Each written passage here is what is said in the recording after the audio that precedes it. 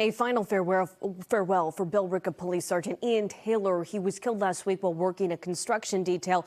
Hundreds came together to show their support. Our NBC 10's Carla Rojo is outside of the church on Broadway in Lawrence with details on the solemn goodbye. Carla. Priscilla, things are quieter now. Things are back to normal. But earlier today, well, that street on Broadway, it was closed, and you had law enforcement officers lined up ready to just honor and pay their respects to the fallen officer. During Mass, family and friends remembered him as a devoted husband, father, friend, and police officer.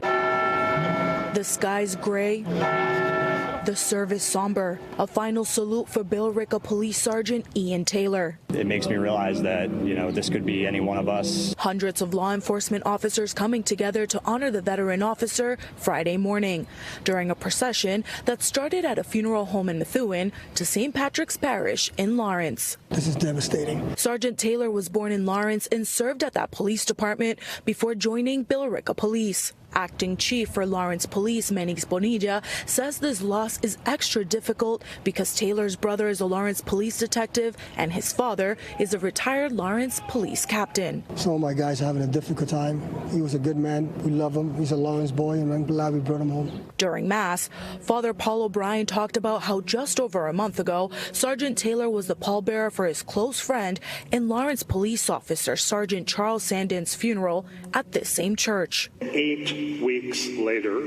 this tragedy occurred.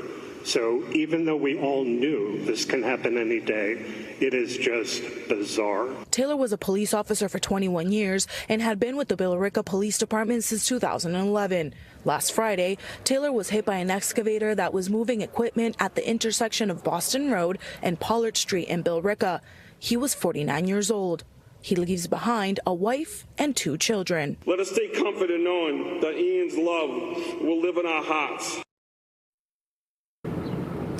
In Mass, Father O'Brien also mentioned how this church had a special significance to their family. This is where Taylor and his wife got married. There will be a private burial at Elmwood Cemetery in Methuen. Reporting live from Lawrence, Carla Rojo, NBC 10 Boston.